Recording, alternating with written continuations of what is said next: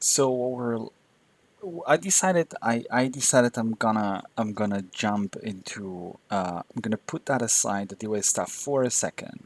And I'm gonna learn about the Tensor Networks quantum inspired optimizer that they talk about in here as well. I don't know. I don't know why. It's the other one that performs the best. If you take a look at the results, I think it was on page 7 or so. No, that was the page 9.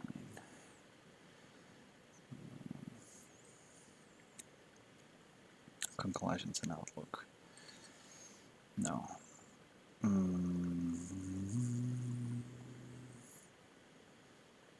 Here. You got the tables. And so you have the Tensor Networks and the D-Wave hybrid. Those are the ones that perform the best. Now it says the profits computed by the different methods.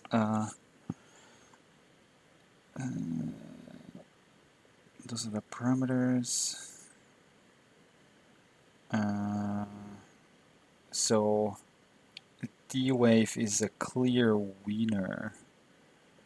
I think already if you make the jump between the XL solution and the XXL one. It's quite impressive, to be honest. The VQE and VQE constraint didn't make it past the VQE constraint didn't make it past the M. Yeah, so I'm curious. They seem to perform the same or really close. Even for size M is better, right? Like it's computing more profits. And for size L as well, that is actually a big difference. Like there's like a 20 points here. But then for this size, yeah, it's interesting. I'm curious to know. Interesting to figure out why. And what are these? The run times. Yeah, well, that is actually in seconds. 171 seconds and like 100,000 seconds. What is that? Like 100,000 seconds to hours. That's like 27 hours. Wow. Okay, cool. But for smaller problems, it's not that bad, right? Like 120 seconds. And here, it's like 26,000 seconds versus 52 seconds, but the solution is quite better because it's more profits. So I wanna understand maybe kind of what is it that they do, and then I'm assuming I'm gonna have to dig into the concept. What am I doing? Zoom out, reset. Oh, that actually zooms out the page. I thought it was another kind of zoom. Anyway, where do I find these though? Next steps. This is the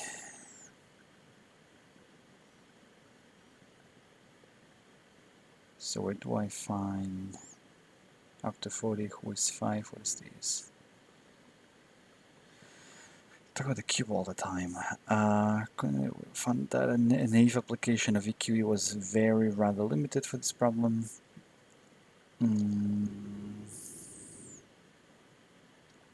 Our TN's code is able to handle TN Tensor Networks cubic variables using a MacBook Pro without problems, even though the performance can be improved in a number of ways. We believe that a highly optimized code in C++ fully parallelized on an HPC cluster should be able to handle really large problems very efficiently. But do they explain here what are they doing?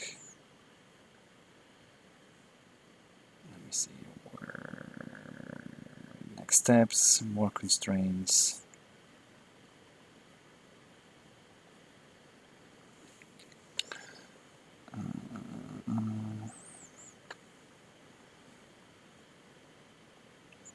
What I'm looking for is I'm looking for a description. Oh, Tensor Networks. There you are. So let's first kind of go off the paper and then we'll dig into the theory that's needed. or if any theory is needed for these, to be honest.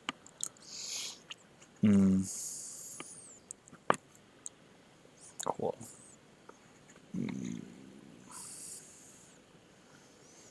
Why do I leave this here? Okay, perfect. So, TNs are representations of complex quantum states based on their local entanglement structure. Okay, I like that.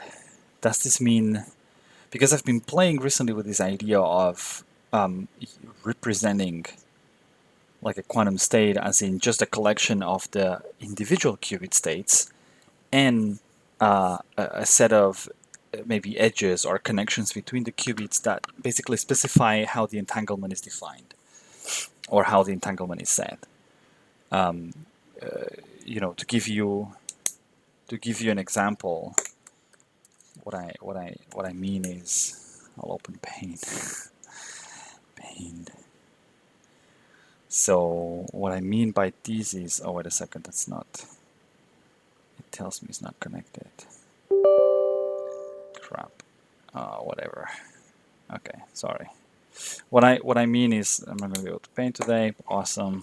Yeah, whatever. So if you if I have, like, for example, if I do, like, let's try to picture the Bell state. Okay, so you have two qubits, and they're both separate. They're both like in the zero state. Now the top qubit, you apply a Hadamard gate, so it gets into the 0+1 state, plus state, and then you apply a control NOT gate. What this would do is it would basically your state representation would now be a 0+1 and a 0, right? But then the 0+1 basically gets split into two branches. One has the 0 of the 0 component of the state as a root, and then it connects to the second qubit that has also a value of 0. This means if the first qubit is 0, the second is also going to be 0. And the second part of the state of your top qubit used to be 1. So now this one is connected to the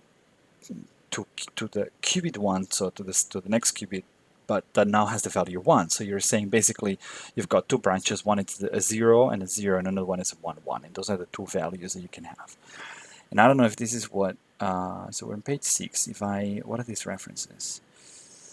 Again, what was the 18 and 19? 18 and 19, yeah.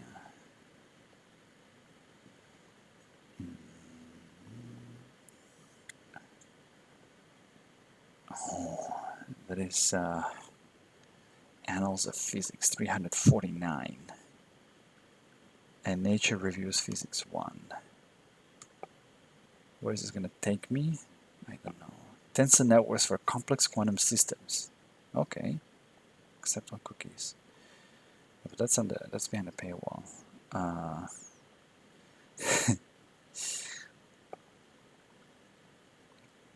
They are a quantum representation of many body states based on their entanglement structure.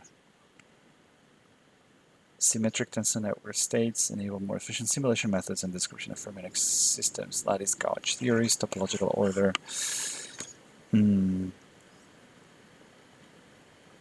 Because my point is that would be really efficient to simulate a system like that, as long as you don't need to know the full state vector at any point in time, right? Because basically what this means is you only need to keep track of the qubits, so that doesn't have that exponential component to it, and then the entanglement, which is also going to be something that is a function of your control gates that you have somehow. Like, you're not going to have really complex entanglement structure, but you don't have, like, you're not having a full state representation in there, right? If you have a normal matrix linear algebra, the standard linear algebra model, you're constantly keeping the full state of the full quantum state, which basically gets bigger and bigger exponentially. And so yeah, let's go ahead and read further. Take, for instance, a system of n qubits. Any wave function of the system can be described inefficiently just by giving its 2 to the power of n coefficients in the computational basis. As such, these coefficients can be understood. Okay, so wait a second. As such, these coefficients can be understood as a tensor with n indices, where each index takes two possible values, say 0 and 1. Okay, so this is a tensor. It's an n-dimensional tensor.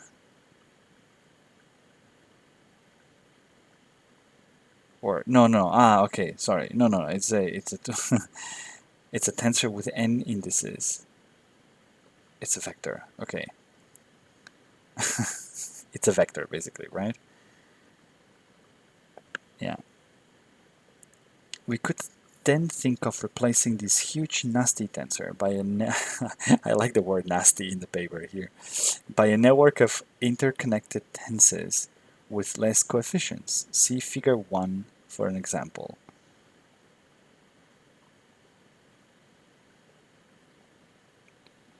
The coefficient of the quantum state of n qubits is a tensor with exponentially many coefficients in the system size. The inner structure of the tensor is that of a tensor network, which is a network of tensors connected by ancillary indices that take into account the structure and amount of entanglement in the quantum state.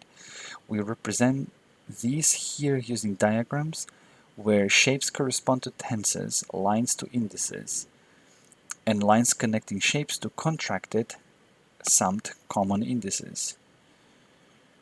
The tensor network on the right-hand side is an example of matrix product state. So these, okay, not so sure I understand this, but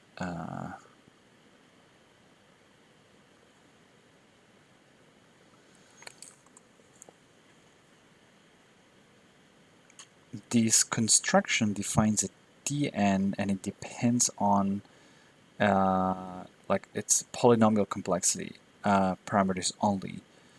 Assuming that the rank of the interconnecting indices is upper bounded by a parameter d, which is called bond dimension. Similarly, interconnecting indices in the network are also called bond indices and provide the structure of the many-body entanglement in the quantum state. Any d bigger than 1 provides an entangled quantum state. Okay. I don't know exactly if this is what I was talking about though. As is well known in physics, TNs are a natural tool to solve optimization problems. People have been using them as an ansatz to approximate low-energy eigenstates of Hamiltonians, and many algorithms have been invented to this aim. The idea here is that by mapping optimization problems to a Hamiltonian eigenvalue problems, as done in quantum annealing, we can then use the huge machinery of TN techniques and algorithms to solve the optimization problem at hand. Okay, so it's good. So that's cool. What it means is, yeah, basically the same Hamiltonian you calculate for the QUBO would kind of be the starting point for a TN algorithm.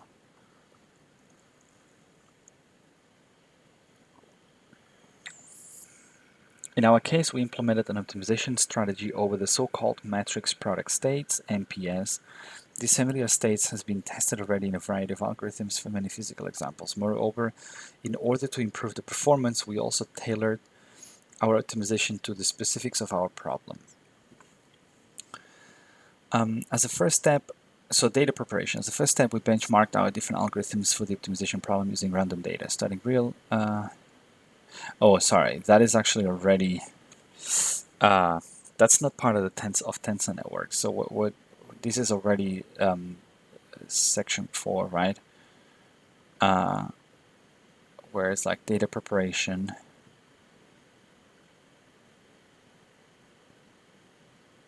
Da, da, da, da, da.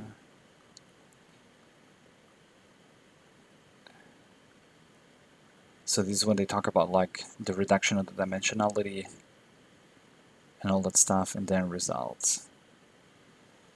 Okay, but they don't go into the details of what they've used for the Tensor Networks, but we can see if we can try to figure this out. They used what they call the matrix product states, whatever that is. Let's try to see. Matrix product states. Matrix product states. We'll also Google for introduction to Tensor Networks, Tensor Network products, a practical introduction. You know you're screwed when your introduction and tutorials are actually published in archive in the archive, like in the archive, or however this is pronounced, and it's not like a regular blog post. Oh, is this from Roman as well? It's really nice. It's all over the place.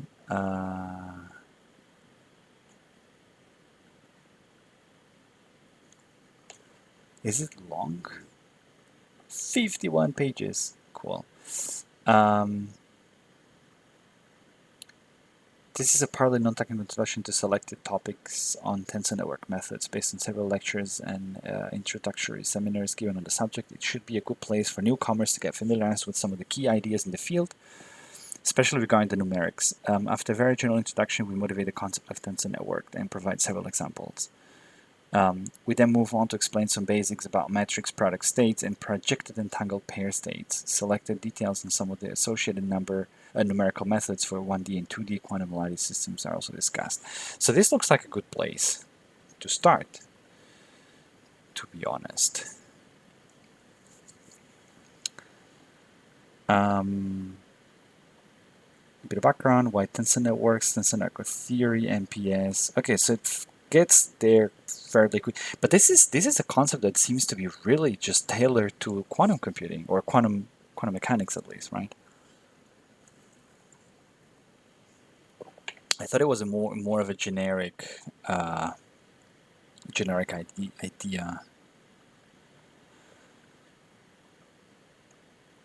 So a matrix product state is a pure quantum state of many particles within the following form. It's the sum of traces of what? Complex square matrices. Indices Si go over states in the computational basis. For qubits in the Si 01, for qubits in the D level system is 01, D minus 1.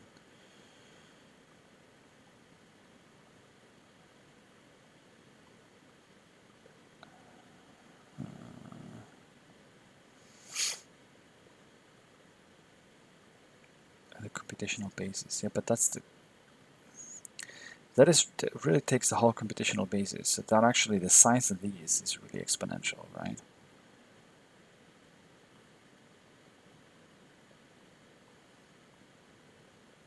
One method to obtain an MPS representation of a quantum state is to use the Schmidt decomposition n-1 times. Alternatively, the quantum circuit which prepares the many-body state is known. One could first try to obtain a matrix product operator representation of the circuit. The local tensors on the matrix product operator will be 4 index tensors. The local MPS tensor is obtained by contracting one physical index.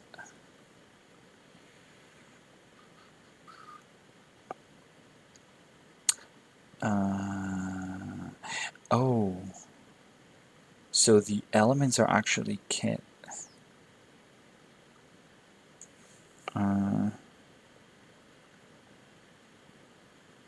W state, the superposition of all the computational basis states of Hamming weight 1. I don't know what is this. AKELT model.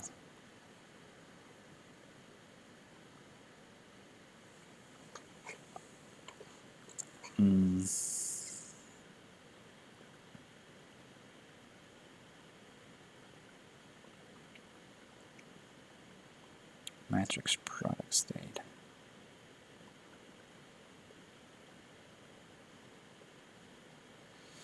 Okay. I don't know. For states that are translationally symmetric, we can choose. Okay, I think I should just go through these.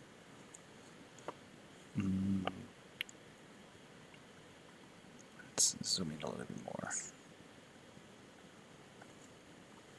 Introduction. During the last years, the field of tensor networks has lived an explosion of results in several directions. This is especially true in the study of quantum many-body systems, both theoretically and numerically, but also in directions which could not be envisaged some time ago, such as its relation to the holographic principle and the ADS-CFT correspondence in quantum gravity. Nowadays, Tensor Networks is rapidly evolving as a field and is embracing an interdisciplinary and motivated community of researchers. This paper intends to be an introduction to selected topics on the ever-expanding field, mostly focusing on some practical applications of the matrix product states and projected entangled pair states. It is mainly based on several introductory seminars and lectures that the author has given on the topic, and the aim is that the inexperienced reader can, so that's me, can start getting familiarized with some of the usual concepts in the field. Let us clarify now, though, that we do not plan to cover all the results and techniques in the market.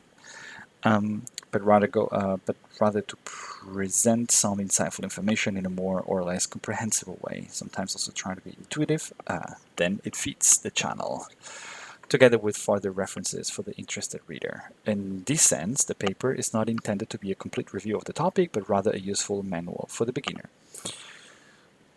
Cool.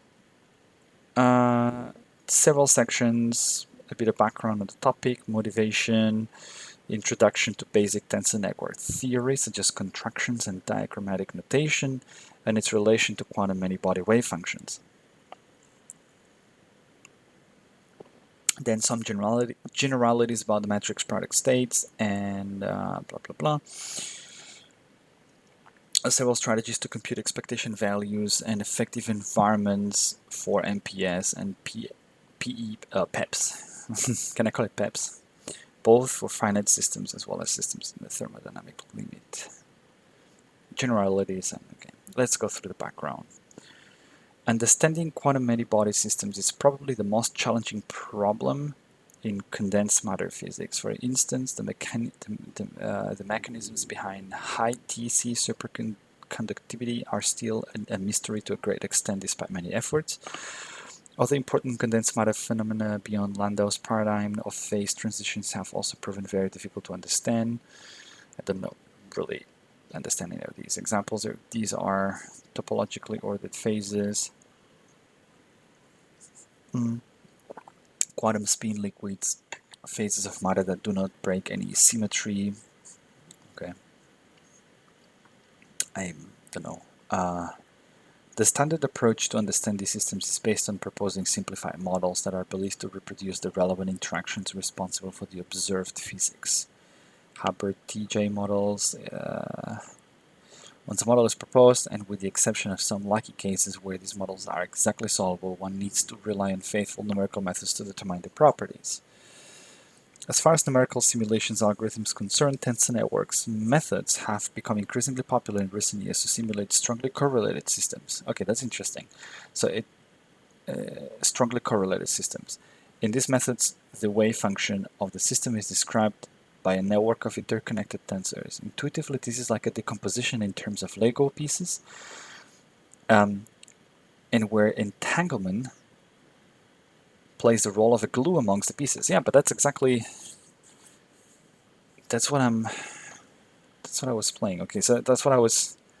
Let me see if I can get. Let me see if I can get the pen to work. Give me a second, okay? I'll pause the recording for a second. I can't seem to figure it out. Sorry.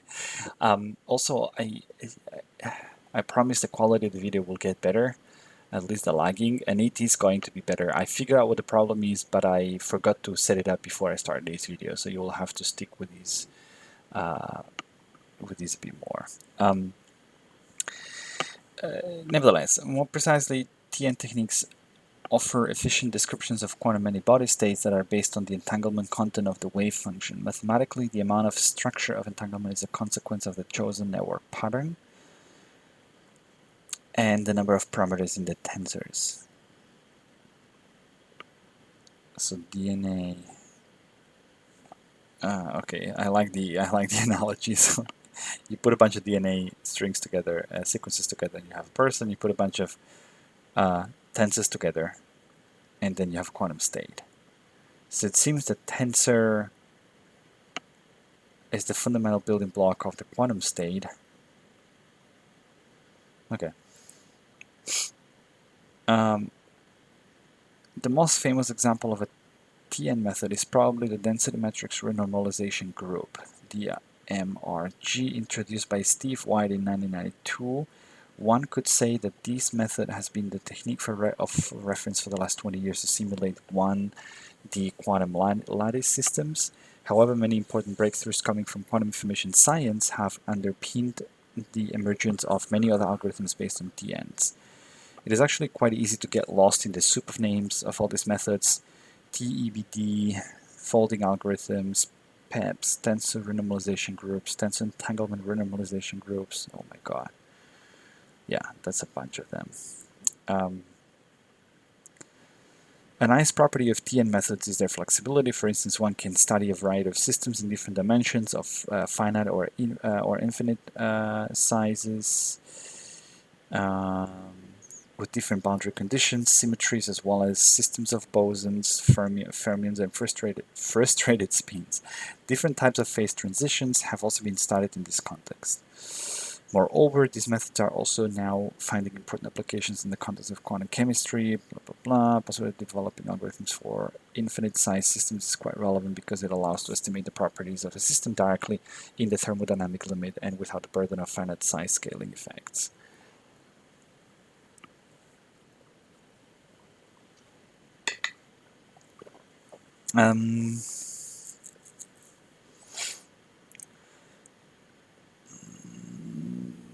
Okay. Why tensor networks?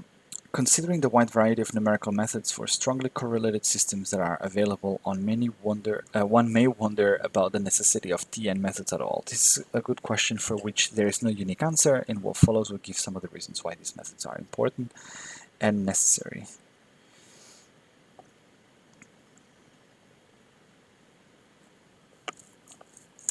Let me... I don't know if I can... Thinking about stopping these and then gluing it all together. Nah, I'm gonna stick for this video with the quality. I'm sorry. I don't wanna have to glue the things together and then post process the video. It's gonna take too much. Good. All the existing numerical techniques have their own limitations. To name a few, the exact diagonalization of the quantum Hamiltonian is restricted to systems of small size, thus far away from the thermodynamic limit where quantum phase transitions appear. Series expansion techniques rely on perturbation theory calculations. Mean field theory fails to incorporate faithfully the effect of quantum correlations in the system. Quantum Monte Carlo algorithms suffer from the sign problem, which restricts their application to fermionic and frustrated quantum spin systems. The depth of this stuff, man, is so crazy. Like, how can someone just write about all this stuff? TN methods are not free from limitations either, but as we shall see, their main limitation is very different: the amount and structure of the entanglement in quantum many-body states. This new limitation is in a computational method extends the range of models that can be simulated with a classical computer in new and unprecedented directions. New language for condensed matter physics. So TN methods represent quantum states in terms of networks of interconnected tensors, which can I not maybe can I skip to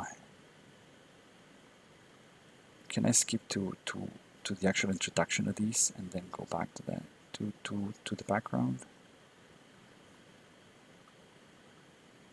It's going so slow. Tensor network theory. Yeah, but maybe it's worth going through these. I don't wanna. I feel like I don't wanna skip anything essential.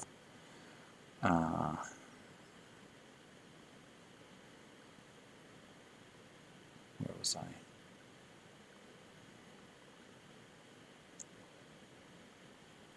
It just crawled so slowly.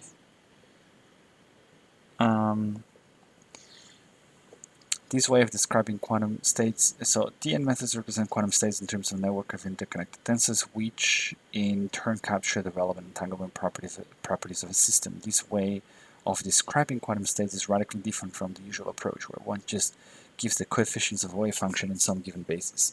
When dealing with the Tn state, we will see that instead of thinking about complicated equations, we will be drawing Tensor Network diagrams. The natural language to describe quantum states of matter, including those beyond the traditional Landau pictures and just a quantum speed. Okay, so what is all this about? This is a new language for condensed matter physics. Matrix product state and projected entangled pair state PEPs for 3x3 lattice with open boundary conditions.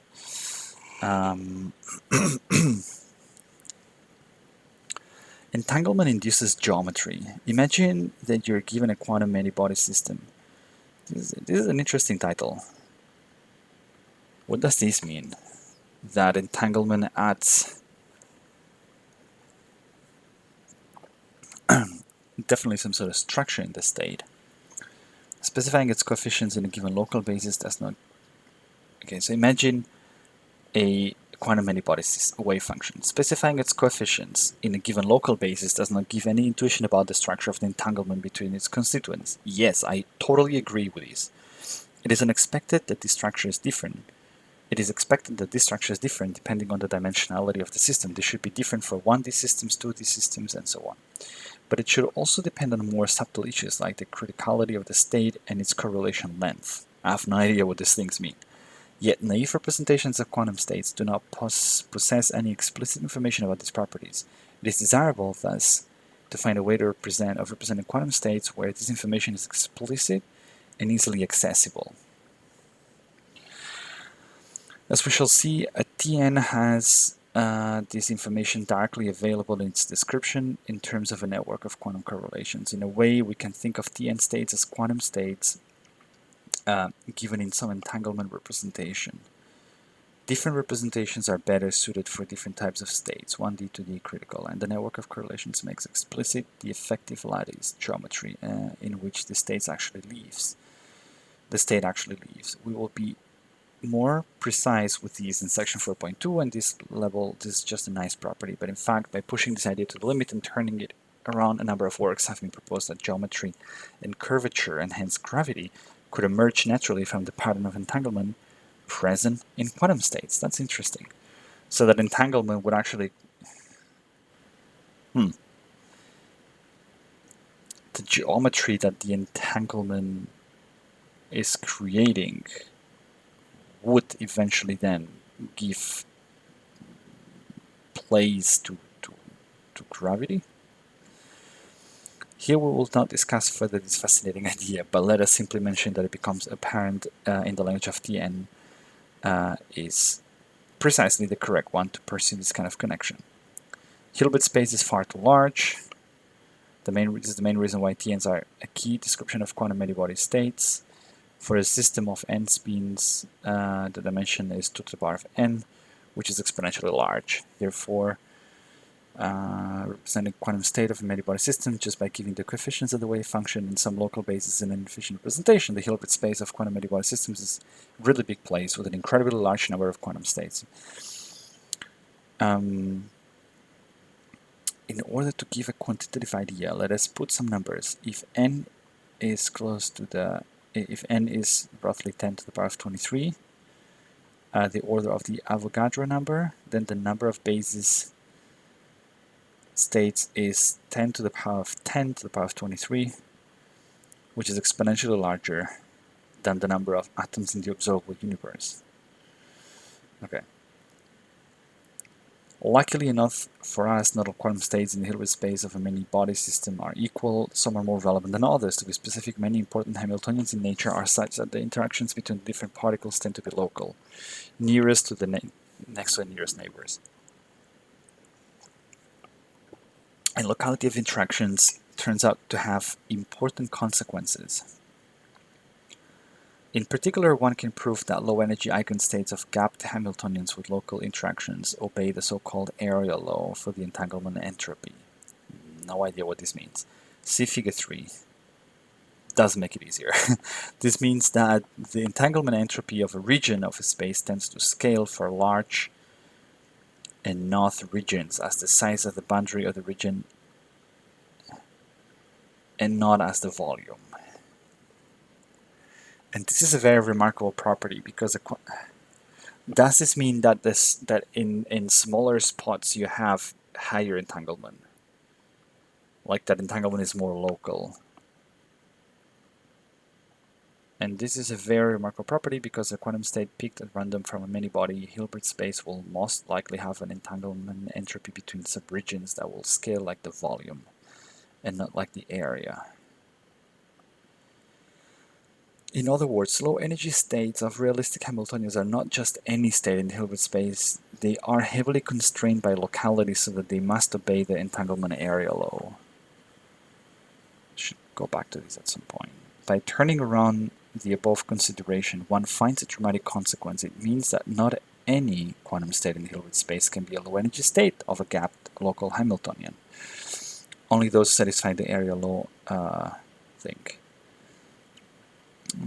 So the manifold containing these states is just a tiny corner of the gigantic Hilbert space. So this is the corner of relevant states.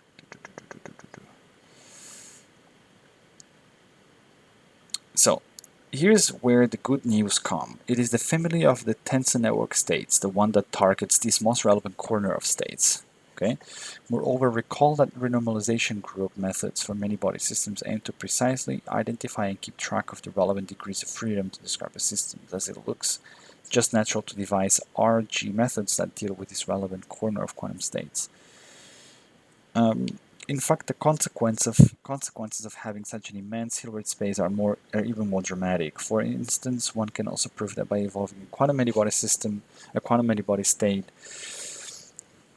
a time with a local Hamiltonian, the manifold of states that can be reached in this time is also exponentially small. The manifold of states that can be reached in this time is exponentially small. So the vast majority of the Hilbert space is reachable only after a time evolution that would take an exponential amount of time. This means that given some initial quantum state, I like the graphic, most of the Hilbert space is unreachable in practice. To have a better idea of what this means, let us put again some numbers.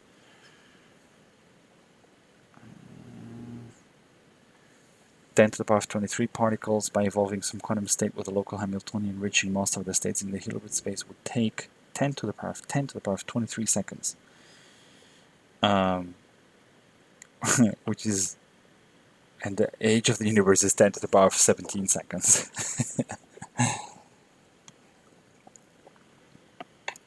This means that we should wait around the exponential of 1 million times the age of the universe to reach most of the states available in the Hilbert space. Okay, maybe that was not that relevant to go through all this, but it was nice. This is why the Hilbert space of a quantum many-body system is sometimes referred to as a convenient illusion. It is convenient from a mathematical perspective, but it is an illusion because no one will ever see most of it. Tensor network theory. Let us now introduce some mathematical concepts. In what follows, we will define what a tensor network state is and how this can be described in terms of Tn diagrams. We'll also introduce the Tn representation of quantum states and explain the examples of matrix product states for 1D systems. Tensors, tensor networks, and tensor network diagrams. A tensor is a multidimensional array of complex numbers. Good. The rank of a tensor is the number of indices. This rank 0 tensor is a scalar, a rank 1 tensor is a vector, and a rank 2 tensor is a matrix. An index contraction is the sum over all the possible values of the repeated indices of a set of tensors. For instance, the matrix product. Let's process this. So I guess alpha, beta, and I guess those are the indices. Is the contraction of index beta, which amounts to the sum over its d possible values. One can also have more complicated contractions, such as this one.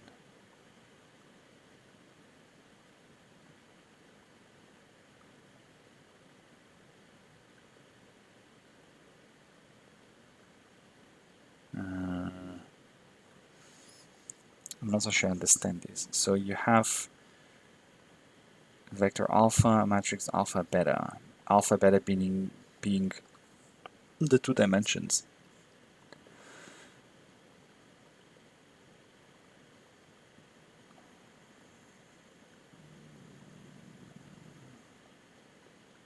The matrix product. So you're multiplying two matrices and you're doing a summation in there as part of the matrix. No.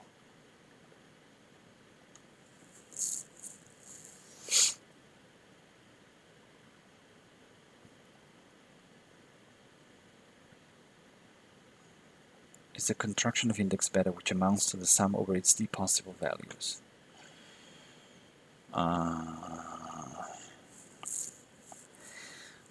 Maybe I need to see an example for this to make sense. Where for simplicity we assume the contracted indices and can take d different values. As seen in these examples, the contraction of indices produces new tensors in the same way that the product of two matrices produces a new matrix. So contraction is just a word for product in here. Indices that are not contracted are called the open indices. A tensor network is a set of tensors where some or all of its indices are contracted according to some pattern. I guess what this is where this is going is that the relationship between the tensors will, so this contraction kind of gives you the pattern to then really build up the full state, I think, in a more classic sense. Contracting the indices of a Tn is called, for simplicity, contracting the Tn. The above two equations are examples of Tn. In equation 1, the Tn is equivalent to a matrix product.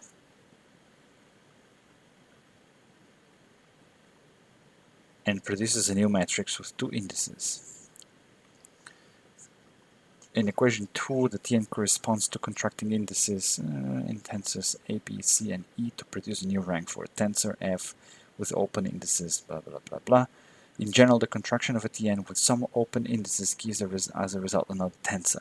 And in the case of not having any open indices, the result is a scalar. This is the case of the scalar product of two vectors. So this is just feels like a fancy generalization for the product, and kind of calling the product being a tensor network. So you've got tensors and they are related to each other, and this relationship is the product. That's what I seem to understand. It's kind of like a bit more abstract, than it's like an abstraction of the product. And so you have a vector product that leads to a scalar. So where C is a complex number, rank 0 tensor. A more intricate example could be this one here. Yeah, okay. Where all indices are contracted and the result is again a complex number f. Okay, so once this point is reached, it is convenient to introduce a diagrammatic notation for tensors and Tn's in terms of tensor network diagrams. In these diagrams, tensors are represented by shapes and indices, and the tensors are represented by lines emerging from the shapes. Okay. A Tn is thus represented by a set of shapes interconnected by lines. Okay, so these lines will basically then you will connect them so you're knowing what indices you're contracting and what indices are free.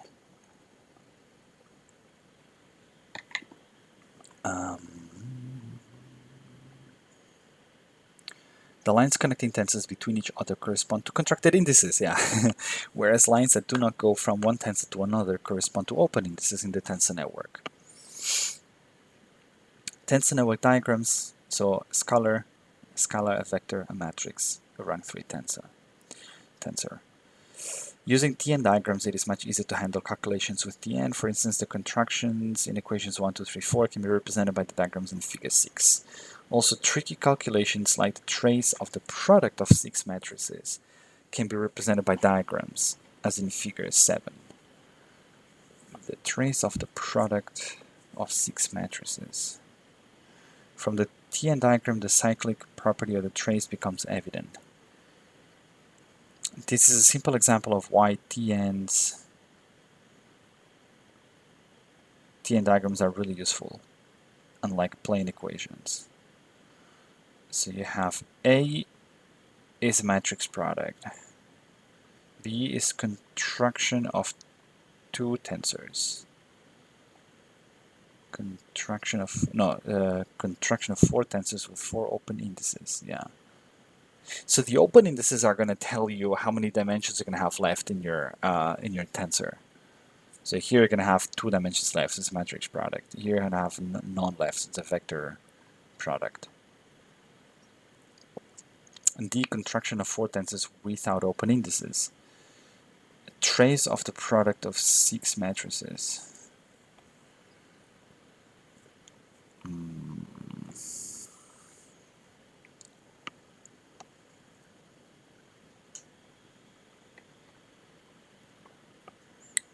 What is a trace of the product of matrices? Trace is the trace is defined to be the sum of elements in the main diagonal.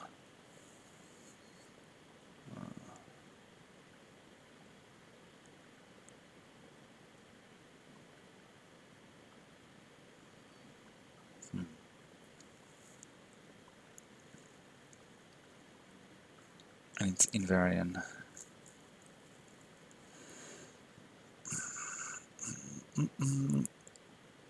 Tn diagrams allow to handle with complicated expressions in a visual way. In this manner, many properties become apparent, such as the cyclic property of the trace of a matrix product. In fact, you could compare the language of Tn diagrams to that of Feynman diagrams in quantum field theory. Surely it is much more intuitive and visual to think in terms of drawings instead of long equations.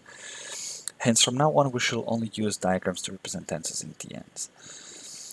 There's an important property of Tn's of Tn that we would like to stress now, namely that the total number of operations that must be done in order to obtain the final result of a Tn contraction depends heavily on the order in which indices in the Tn's are contracted. See, for instance, figure 8. Both cases correspond to the same overall Tn contraction, but in one case the number of operations is d4, in another one is d5. This is quite relevant since Tn methods. Since in Tn methods one has to deal with many contractions, and the aim is to make these as efficiently as possible. So figure 8, what is figure 8?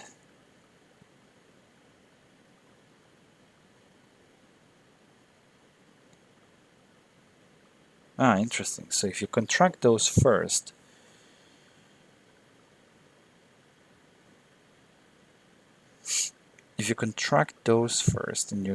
then you're left with these.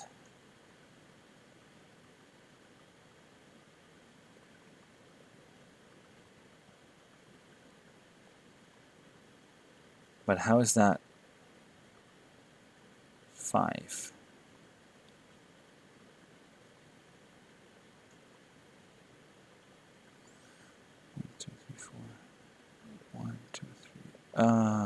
One, because this has like 1, 2, 3, 4, 5.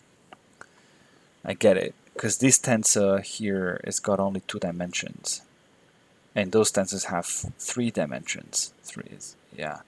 So if you do this first, you have like 1, 2, 3.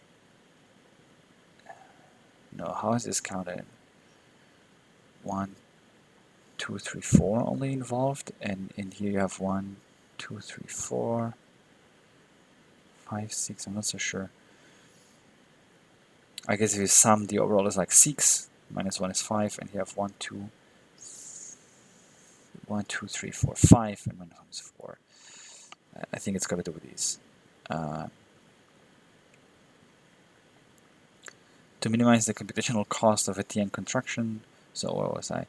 Describe relevant, blah, blah, blah. For this, finding the optimal order of indices to be contracted will turn out to be a crucial step, especially when it comes to programming computer codes to implement the methods. To minimize the computational cost of a Tn contraction, one must optimize over the different possible orderings of pairwise contractions and find the optimal case. Mathematically, this is a very difficult problem, though in practical cases this can be done usually by simple inspection.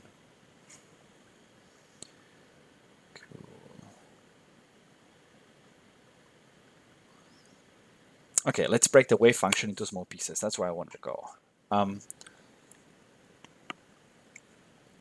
See if this is matching. Okay, so let us now explain the Tn representation of quantum many-body and of quantum many-body states. For these, we consider quantum many-body system of n particles. The degrees of freedom of each one of these particles can be described by p different states. Hence, we're considering systems of n p-level particles. For instance, for a quantum many-body system such as the spin-half Heisenberg model, we have p equals 2 so that each particle is a two-level system or qubit.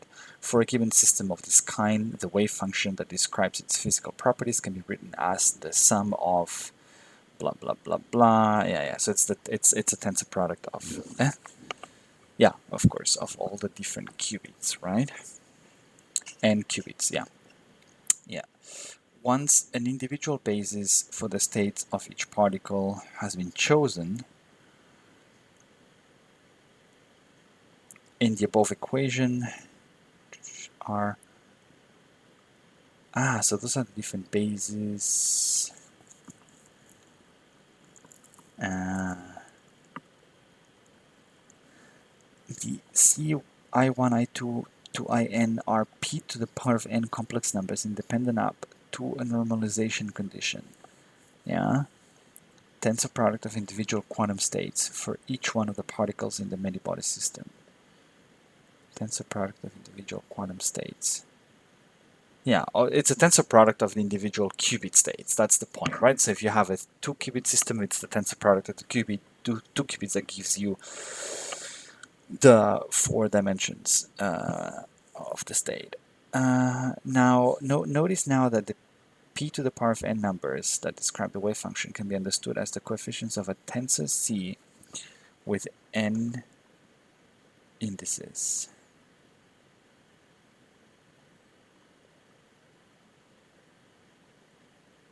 Tensor C with n indices. So you've got a tensor. Okay, and the indices are the qubits. So you've got a tensor that has as many dimensions as qubits, where each of the indices can take up to p different values. Exactly, 0, 1. In this case, p is like it equals 2. Thus, this is a tensor of rank n, with p to the power of n coefficients. Tensor of rank n.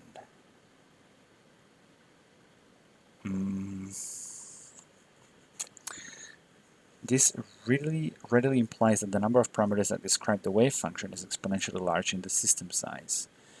Let me try to see if I understand this well. So, with n indices, where each of the indices can take up to p different values.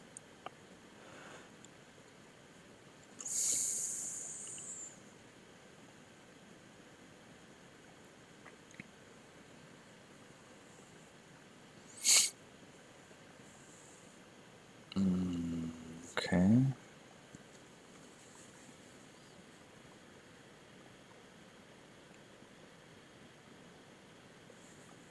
Because it's a bit more abstract, I'm not so sure what this is telling me. Is this the density matrix? What is this sort of trying to represent? Or is it the...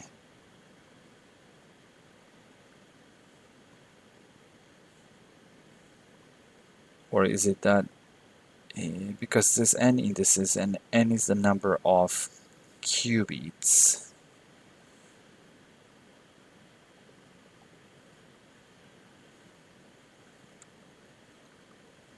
and each qubit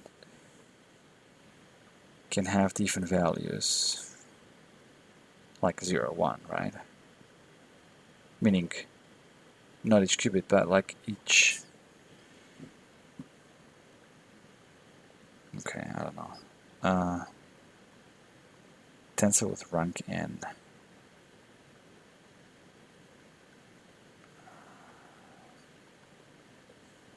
So with 2 qubits you have a 4... With 2 qubits you have a 4 elements matrix, 2 by 2. to represent the state. Yeah. Okay.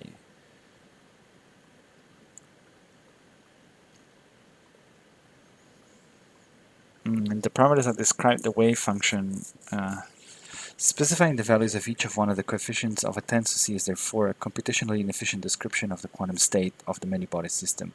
One of the aims of TN states is to reduce the complexity in the representation of states by providing an accurate description of the expected entanglement properties of the state. This is achieved by replacing the big tensor by a Tn of smaller tensors. By a Tn of tensors with smaller rank. For some examples in the diagrammatic representation, check figure 9, this approach amounts to decomposing the big tensor C, and hence the state phi, into fundamental DNA blocks, namely a Tn made of tensors of some smaller rank, which is much easier to handle. I want to see an example. The final representation of psi in terms of Tn typically depends on a polynomial number of parameters, thus being a computationally efficient description of the quantum state of the many-body system. To be precise, the total number of parameters taught in the tensor network. Tensor network decomposition of tensor C in terms of A, an MPS with periodic boundary conditions, B, a PEPS with open boundary conditions, and C, an arbitrary tensor network.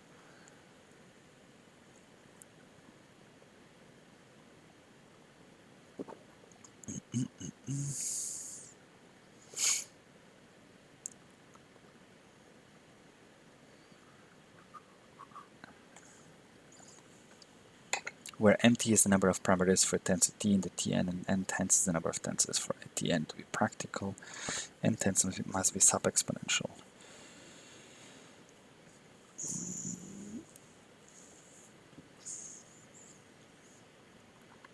I want to get to an example. To give a simple example.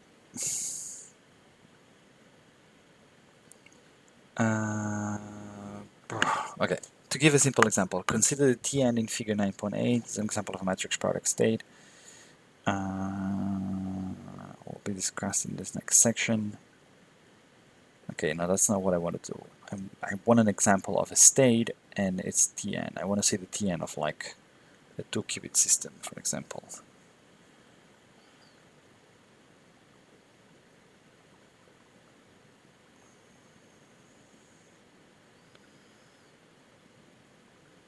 Part of the magic of the Tn description is that it shows that these p to the power of n coefficients are not independent, but rather they are obtained from the contraction of a given Tn and therefore have a structure. Nevertheless, this efficient representation of a quantum many-body state does not come for free. The replacement of a tensor C by a Tn involves the appearance of extra degrees of freedom in the system, which are responsible for gluing the different DNA blocks together.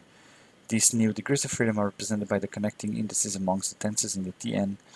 The connecting indices turn out to have an important physical meaning. They represent the structure of a many-body entanglement in the quantum state, and the number of different values that each one of these indices can take is a quantitative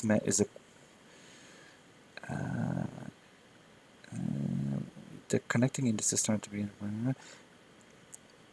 and the number of different values that each one of these indices can take is a quantitative measure of the amount of quantum correlations in the wave function. They're called bond or ancillary indices, and their number of possible values are referred to as bond dimensions. The maximum of these values, which is called both D, is the bond dimension of the tensor network.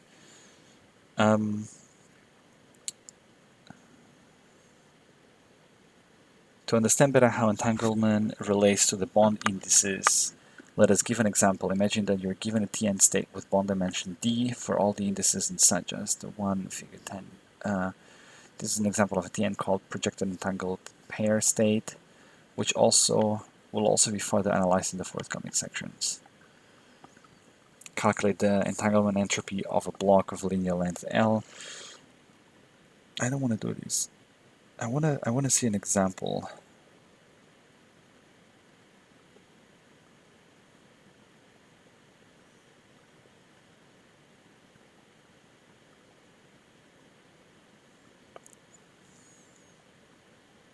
Generalities.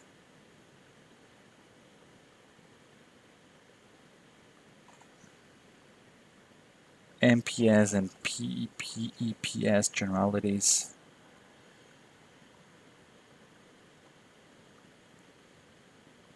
Can I see a tensor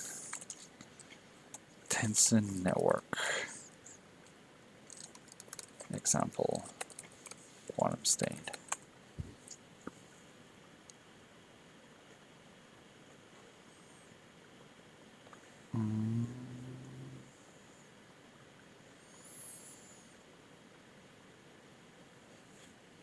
In a nutshell, it's probably not in a nutshell. Images.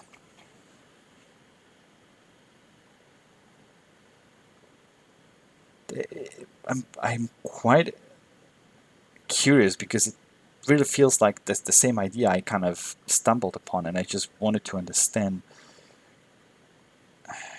whether this is it, like whether this is what I meant.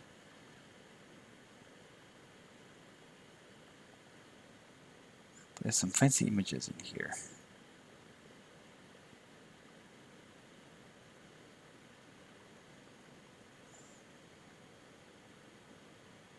Quantum computation.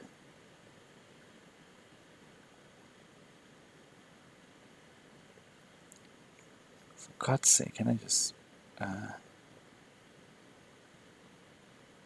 in a nutshell. It's literally the nutshell. Quantum Legos. PEPS, MPS, TTN.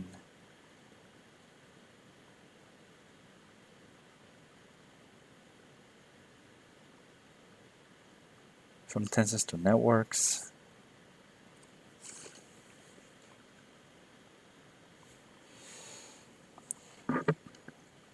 In the tensor diagram notation, the tensor is labeled shapes such as a box, oval, or a triangle with 0 or more open output legs and arms pointing up, and 0 or more open input legs.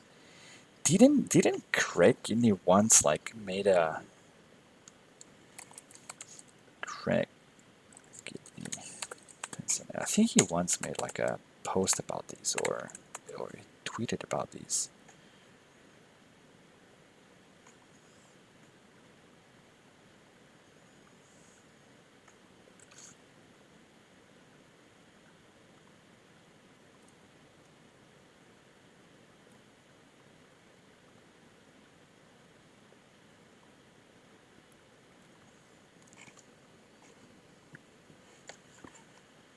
What are tensor networks, and which is the relationship they have with quantum computing? Yeah, it's a generalization of matrix multiplication. Drawn as a graph where the nodes are tensors, and quantum circuits are kind of tensor networks. The gates are matrices, a specific kind of tensor, and the qubits are a series of contractions, lines connecting the tensors. In some cases, even the vertical lines in the circuit diagram, the C-nodes control to circuits, correspond to some sort of contraction, though circuit notation has stayed straight far enough from tensor network notation that is not always the case. Yeah, but that's not the answer. I just want an example. It's not relevant. Doesn't say anything with tensor networks in here. No. So I remember him drawing some stuff like that, but anyway, I'm looking for an example of a quantum state and its tensor network representation.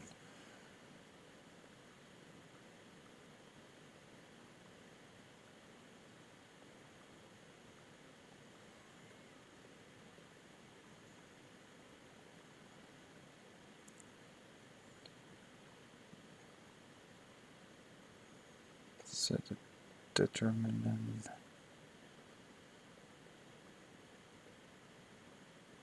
Given a 2-qubit pure quantum state, its concurrence is the absolute value of the following tensor network expression.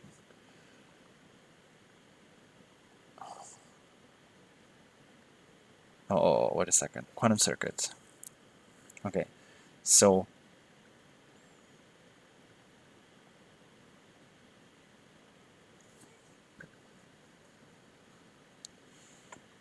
A simple quantum circuit that can generate entangled belt states. It consists of two tensors, a Hadamard gate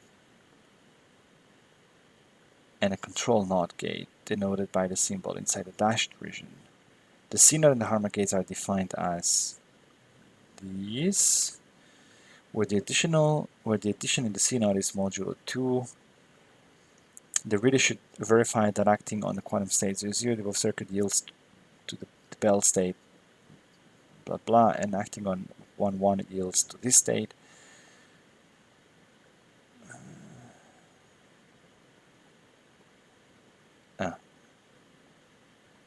Oh, so this is a type of, this is a tensor network. That's what this is saying. The circuit is actually a tensor network.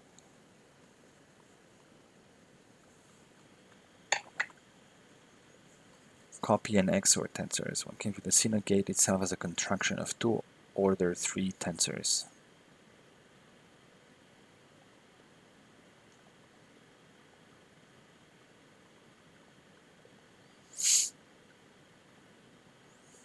Interesting.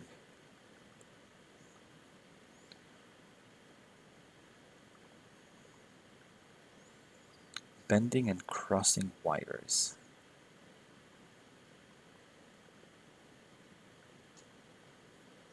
Okay, so that goes like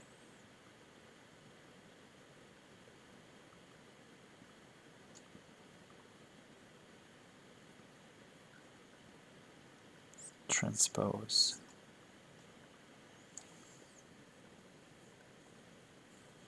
Partial trace.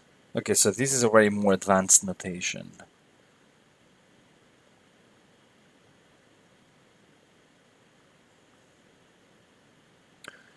Okay, so it's not what I thought. It's not exactly what I thought. It's basically, I mean, it is just a way to say you've got a bunch of tensors which are like can be your gates.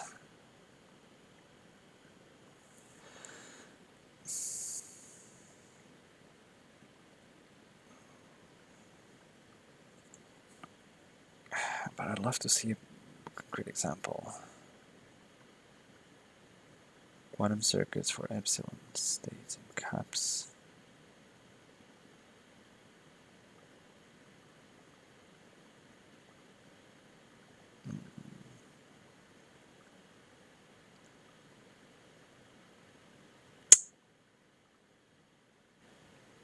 Plus state. This is the tensor.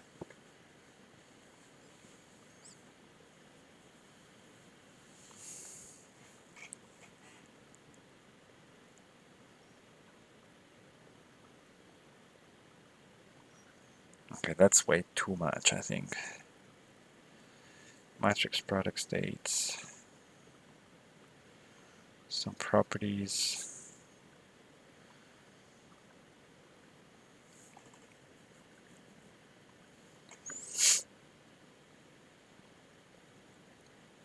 I wanted to.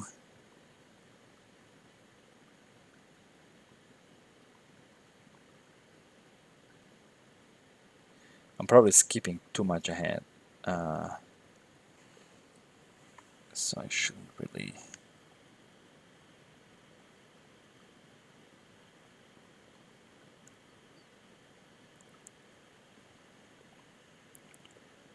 Towards data science, quantum circuits with tensor networks.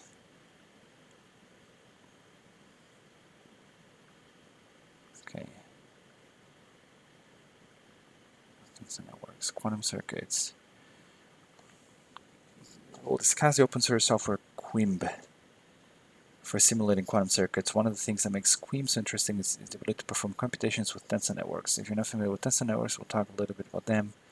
You can also check out one of my other articles, Black Hole Machine Learning, History of Tensor Networks in Physics and the Use of Machine Learning in AI. And if you're curious and enjoy digging into a little code, you can also check out my QUIMB tutorial. So what is QUIMB? Quantum circuits are diagrams that closely resemble the staff notation musicians use. Indicate measurement of the qubit, blah, blah, blah, quantum computing composer, tensor networks. Suppose you have a quantum circuit that can be simulated on a classical computer efficiently. One way of simulating some quantum circuits efficiently is using tensor networks. Tensor networks are a graphical representation of tensor, which can be thought of as multidimensional arrays of numbers. A rank 0 tensor is just a scalar, blah, blah, blah. Yeah. Oh, so actually Google has a tensor network library. Interesting. Google has recently released a library that runs with its well-known TensorFlow as backend. While having a library built on top of TensorFlow is a huge plus due to the popularity of and widespread of TensorFlow, it seems not the most user-friendly at present. A user-friendly alternative, Quimb. Quimb is an open source software for performing quantum circuit simulation and constructing tensor networks. Okay. Excellent documentation. Da, da, da, da. What makes Quimb even better is it uses Network X, a Python package for the creation and manipulation of structure and dynamics and function of complex networks. So I might have to install that to maybe try it out for the project as well. And machine learning. They can be used in machine learning as layers in deep neural networks. This bridges the gap between classical machine learning and new field of quantum machine learning, which is quantum variational circuits. Oh, come on. That's a shitty article. Like, doesn't tell me anything. Network X is a Python package for the creation of manipulation and study of the structure, dynamics, and functions of complex networks. I assume complex networks is the networks of complex numbers. But that can be something interesting actually, because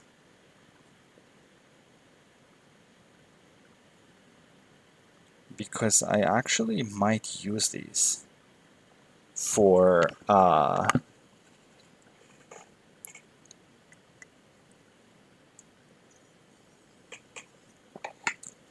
the stuff that I have in mind in terms of simulating or the building a simulator. What's Quim doing?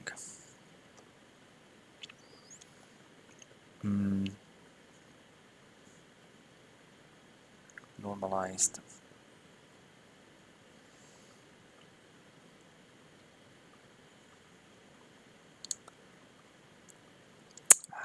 That's not singularity research. What is these?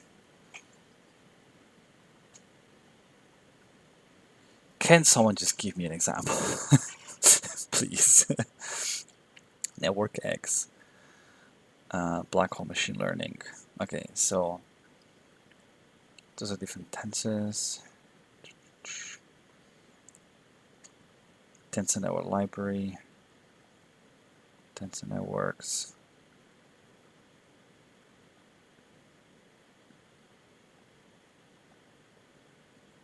Quimb. I guess that's some fancy stuff looking like here.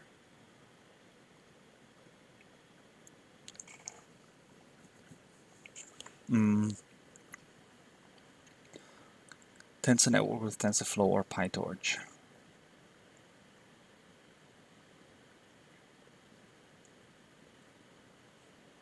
Speed up.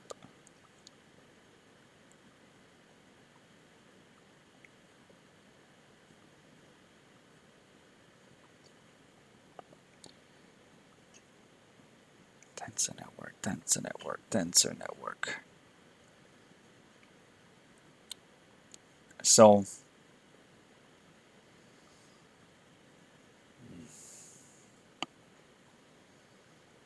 this is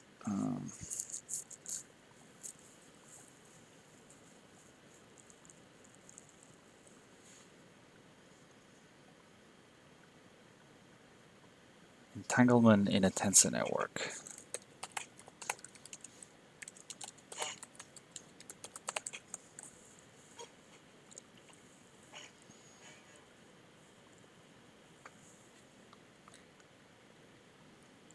How is entanglement represented within a tensor network?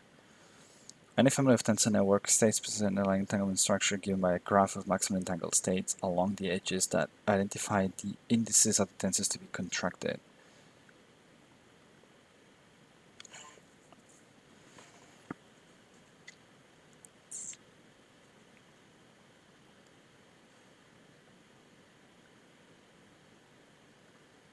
So tensor networks provide description of a strongly correlated quantum systems based on an underlying entanglement structure given by a graph of entangled states along the edges that identify the indices of the local tensors to be contracted. Considering a more general setting where entangled states on edges are replaced by multipartite entangled states on faces, allows us to employ the geometric properties of multipartite entanglement to obtain representations in terms of superpositions of tensor networks states with smaller effective dimensions, leading to computational savings.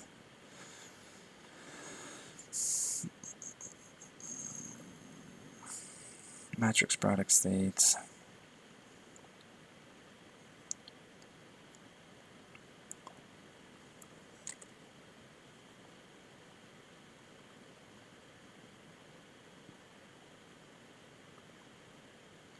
Maybe I really have to go a bit deeper into the MPS part of things, and I'll maybe understand. It's a generalization of matrix products, so I don't know how. So is this basically saying you can just translate the circuit into a tensor network, and then you can find there's some numerical techniques to find ways to calculate to actually calculate the contractions in a way that is computationally efficient.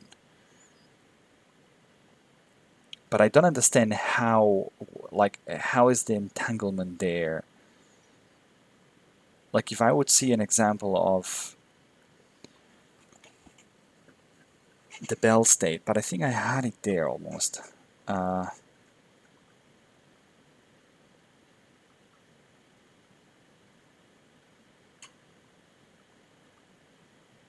what is an MPS? Let's see what is an MPS.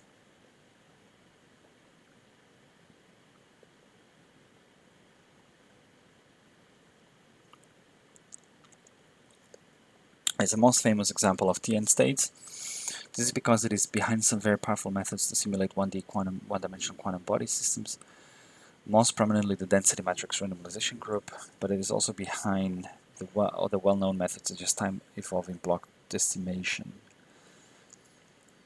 MPS are TN states that correspond to a one-dimensional array of tensors, such as the one-dimensional array of tensors, such as the ones in Figure 11. In a MPS, there's one tensor per side in the many-body system. The connecting bond indices that glue the tensors together can take up to d values, and the open indices correspond to the physical degrees of freedom of the local Hilbert spaces, which can take up to p values.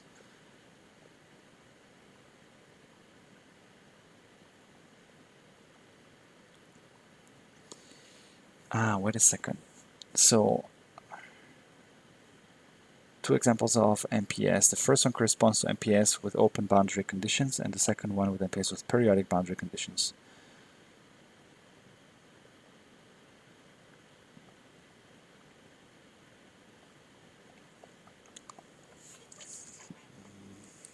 MPS example. I don't know if this is basically what I mean. Tensor network. Bell state.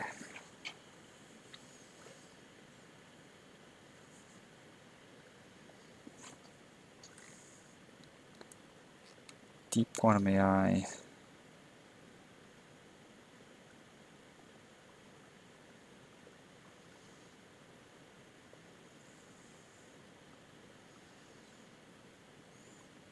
So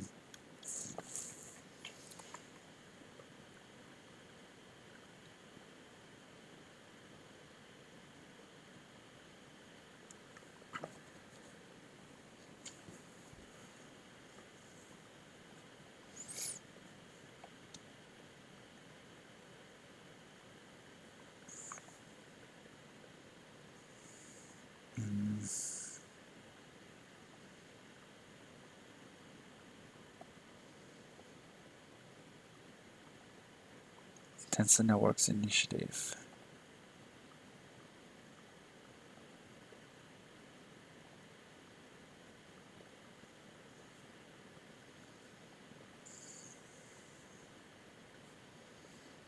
Not sure.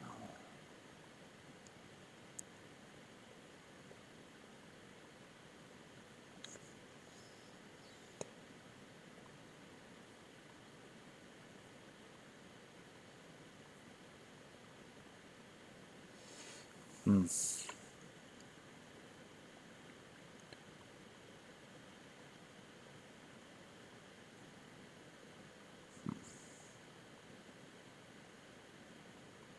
All tensors are finite, MPS could be different. Yeah, I don't know some properties of MPS.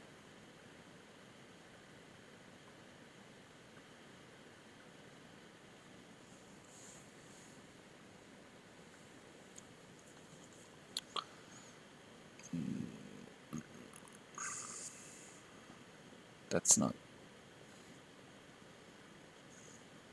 That doesn't seem to lead to anything that I can currently understand.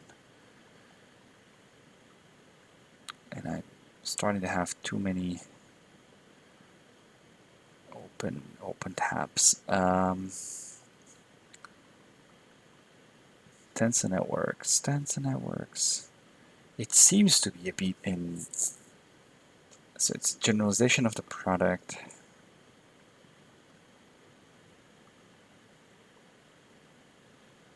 But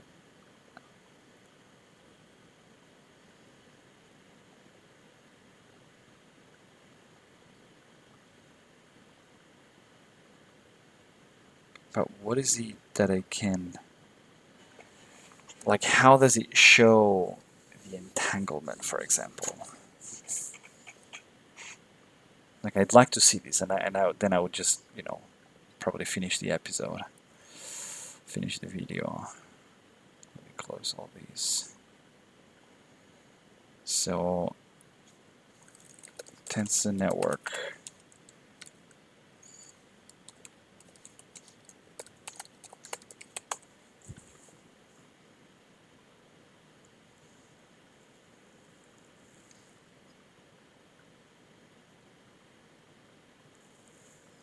Mm,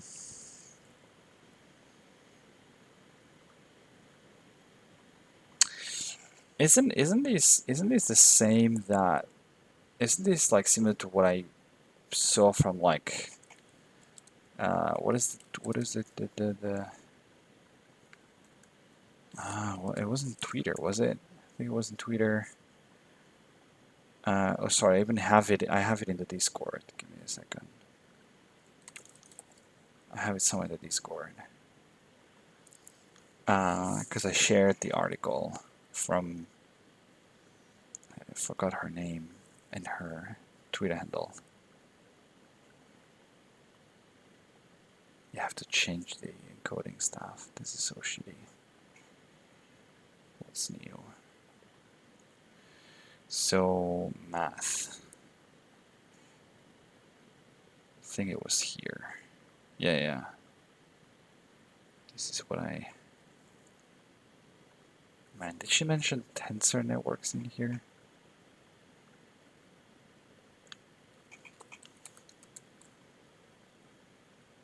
Oh yeah. An actual mathematical picture is found in the tensor network diagram representing a representation of SVD. Oh, okay. Just like these.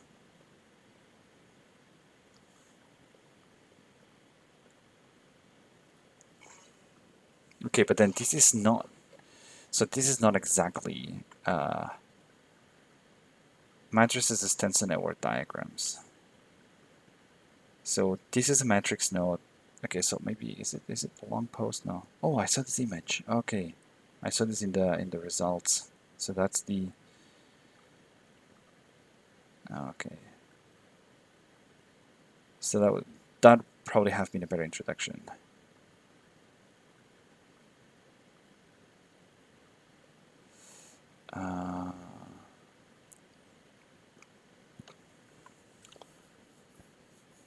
Which is a matrix. Yeah. No, but I think actually, I think I get the concept, right? So it's just a graphical way to play with matrices or with tensors, and then how you're multiplying them and how you're gluing their pitches together.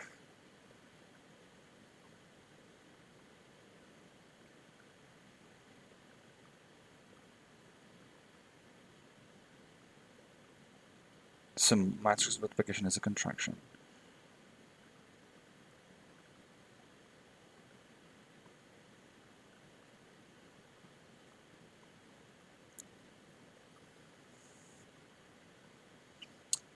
drawing isometric embeddings as triangles.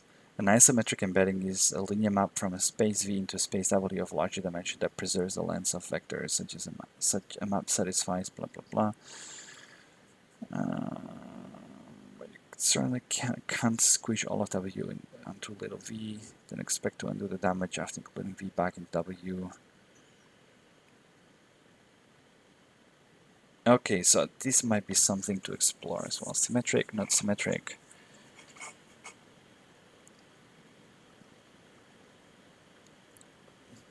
The transpose of a matrix can be represented by reflecting its picture. A matrix is transpose.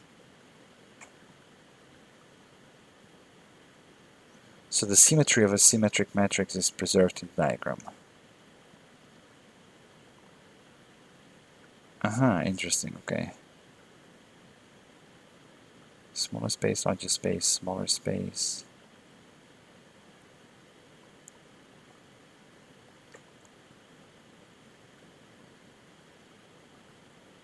Matrix factorization has nice features.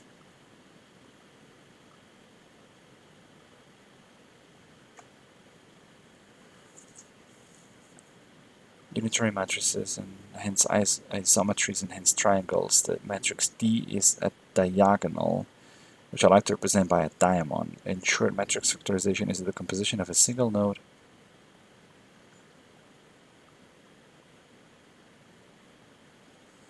and I guess that's where entanglement. But so the way that I understand this is so this is just it's a generalization of the matrix of tensor multiplication, and but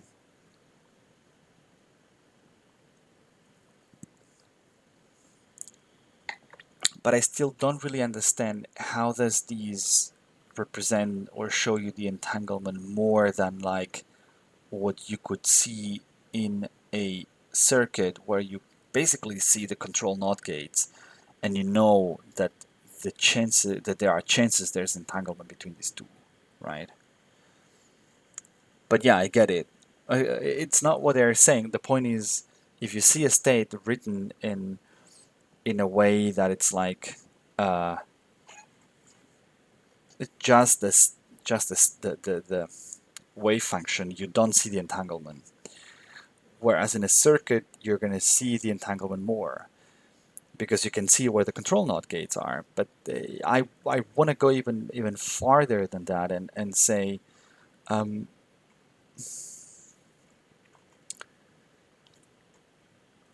that doesn't really tell you a lot about the nature of the entanglement in particular, right? Like without knowing really what are the states. Like if you have, maybe I'll just open the notepad and it's gonna make it easier.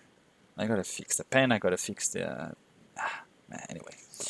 So if we have qubit 0 in the state 0 plus 1, let me just zoom this in a bit more, and we have qubit 1 in the state 0 plus 1, right? So in the first step, you had qubit 0 is in the state 0, qubit 1 is in the state 1, and now you have these. After applying, like you know, Hadamarts, right? Like do Hadamarts or Hadamard layer apply. And now comes like a control node from 0 to 1. And so with these, sorry, no, this is still 0. So it's a Hadamard for qubit 0. And so now you have a control node like that's applied like these. And so what you have is that Q. So basically what you have now is you kind of have two branches. You have one branch that is like this, right? And one branch that looks like this. So, and here we kind of have Q0 and Q1. Like they're not independent anymore. And so that tells you a bit more about the entanglement that's in here, right? If I apply another control, so I apply another control NOT gate the same way, right?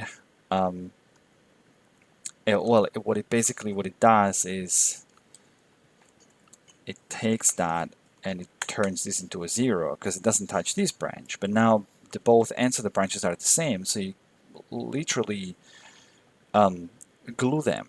And so what you just have is you have one branch left, which basically means there's no branch. And so you end up with your 0 plus 1 state and the 0 state in, you know, in Q1. And so this Q0, there's no branch anymore. I don't know. That's kind of what I had in mind in terms of you're simulating. So you're simulating a circuit by keeping track of the states of each qubit. So you would have the state of each qubit, right? So you would have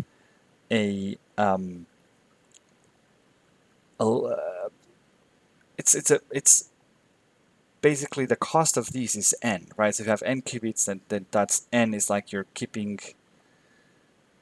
It's maybe not n, okay, but like one qubit can't really get more complex. It's literally one qubit can be just maximum 2 complex numbers.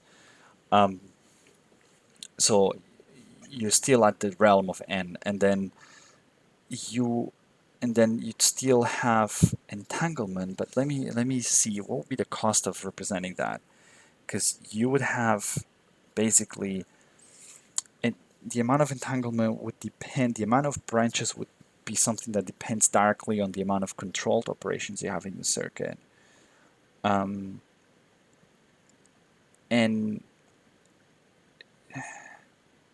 I don't really know what is how much this can grow. I have a sense, I have something that tells me it's not exponential, the amount of entanglement you can have. It rather grows linearly with n.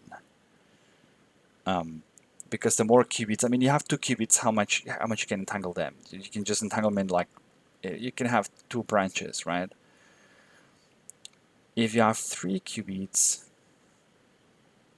then yeah, okay, so this also grows with the number of qubits. If you have 3 qubits, then you can basically entangle them. So you can have for each of the, well, you can entangle them in 3 like possible ways, right? Because you can entangle qubit 1 with qubit 0 with 1, and 1 with 2, and 0 with 2. It's basically there are 3 possible correlations you can build. Although one can argue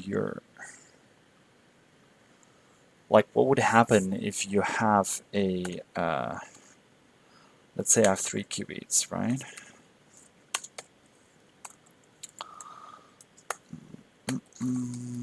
And then you apply like Hadamard to the qubit 0 and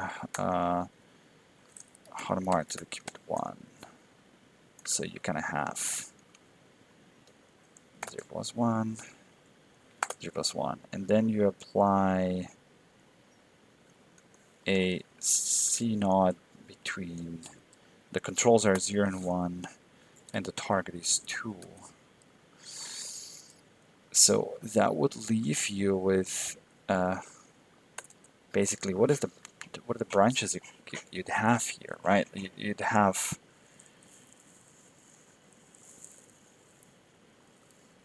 how would you say how would you interpret that? You would have, well, if qubit 0 is 0, like you definitely have a branch that says if qubit 1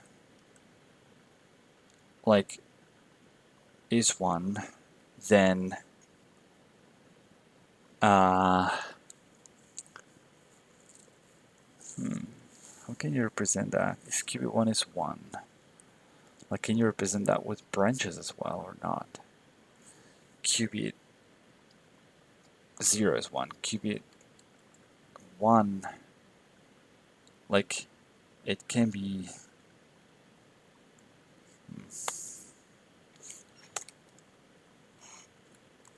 so that is definitely a branch,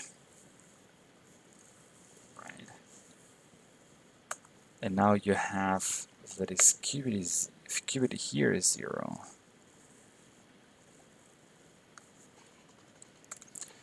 Um, well, I think, is this really creating this is really creating 4 branches, actually. Because it's essentially telling you that, no, wait a second. So that would be 0. That would be 0. And we're having like, so we're having Q0, Q1, and Q2, okay? And then 1, 0, be 0. So those are all like, those are all shared, right? Shared. So you would basically have in here as well. So you'd have actually, these two can be summarized into one branch, where you'd have, if it's in the plus state, I'm not so sure if you can do that. Then that's in the 0 state. You could probably summarize that this way. That's in 0 state. That's in the, so 0. So you've turned these two rules into one rule. And now you can say,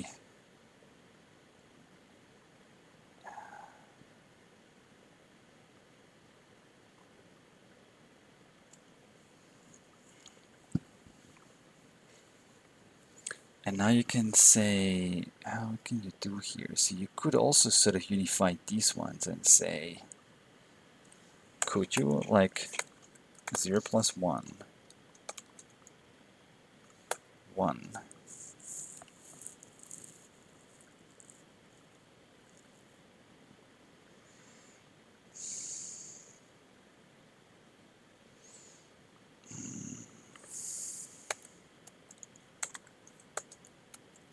One.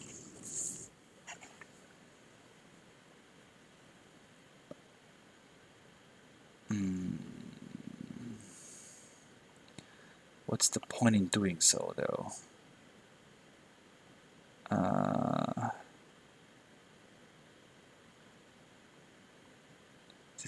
This makes no sense.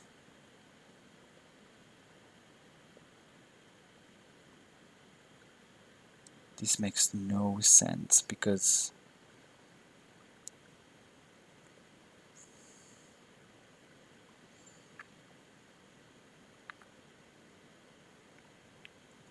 it almost feels like I'd have to define the entanglement as a combination of it's you know, both must be 1.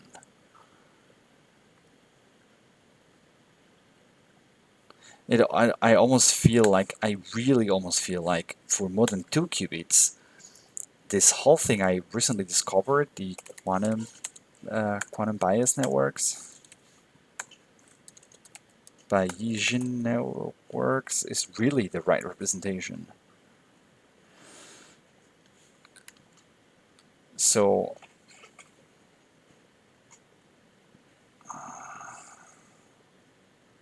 where basically you've got nodes, right? And then these nodes have basically probability tables or truth tables that might depend on other nodes. So in this case, you would have a network.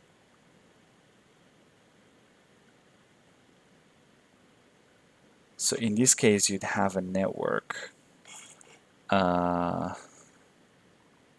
That's April 2020. That's pretty fresh.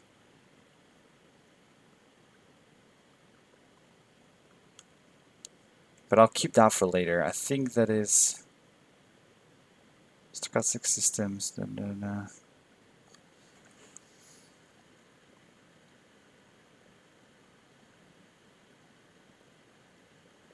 Genetic discrete Bayesian. I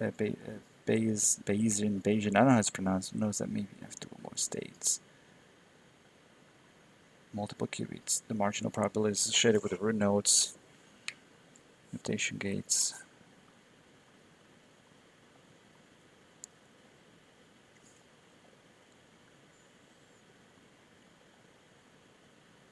Knowledge about an uncertain domain. A Bayesian network is represented as a directed acyclic graph with nodes and edges.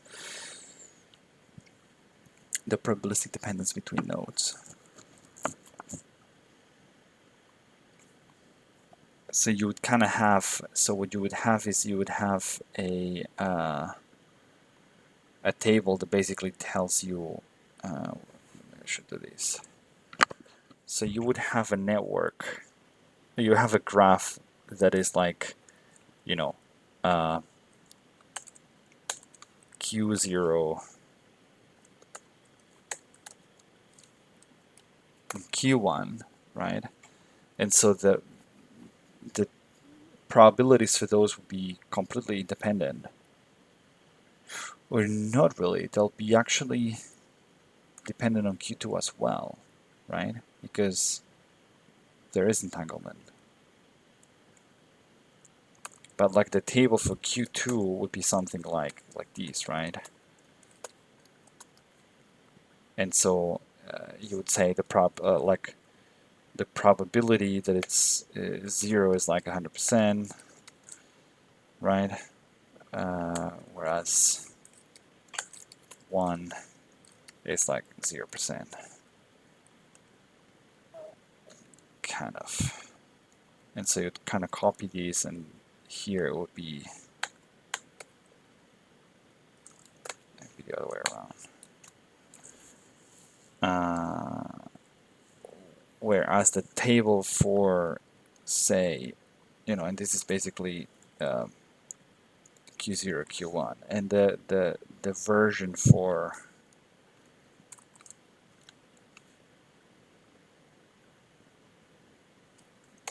Q0, for example, and that being Q1 and Q2, it would mean that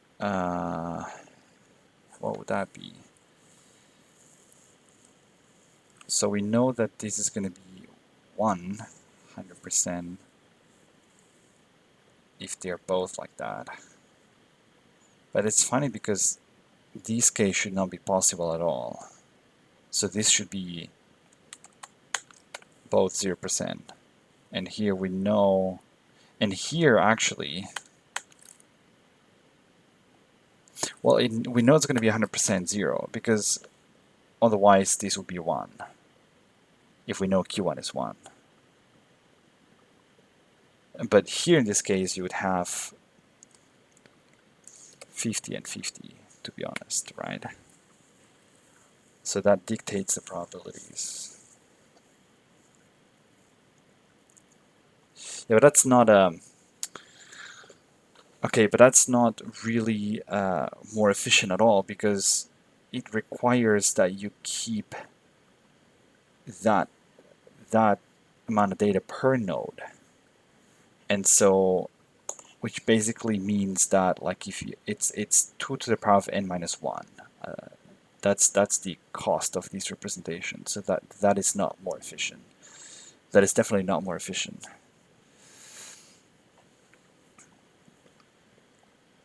Graphically, it's maybe nicer, but it's not. Yeah. But it's a bit unrelated. That's something that I've got in mind for the building a simulator kind of thing with the branches. The thing is, I don't know how will those branches look like. I have to think about these a bit more. how can these branches look like with more than 2 qubits? But that's another. I should let's put that in the drawer for a second, and let's finish this. So tensor products is just a way of saying no, we're not going to represent states like that. What we're going to do is we're going to basically, I mean, the quantum circuit is a tensor network, right? To some extent, it just tells you those are the matrices, and that's how you want to multiply them. And so tensor network methods kind of might give you a more efficient way to compute those multiplications. If I understand well what these methods tell you. And so, but I don't know what techniques and how do you decompose the Hamiltonian?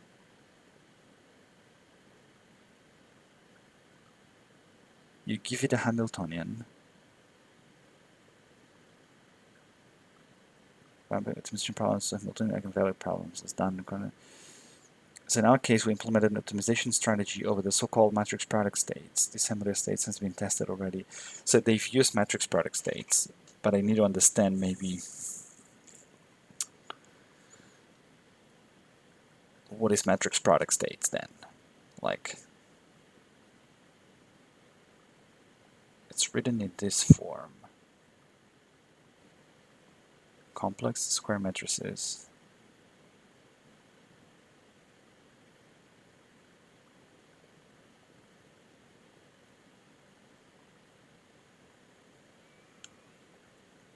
Need to focus maybe then on these and play with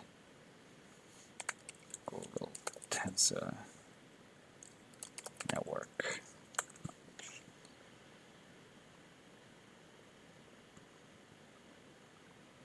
And what can you do with these?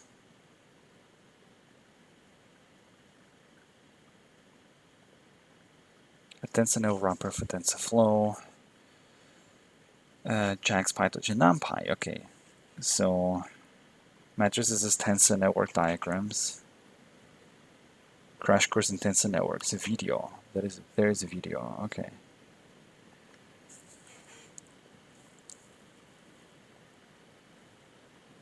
In a nutshell, practical introduction. Yeah, so so what I'm trying to... Whoa. Okay.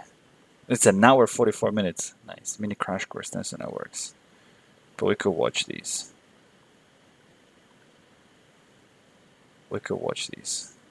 Definitely.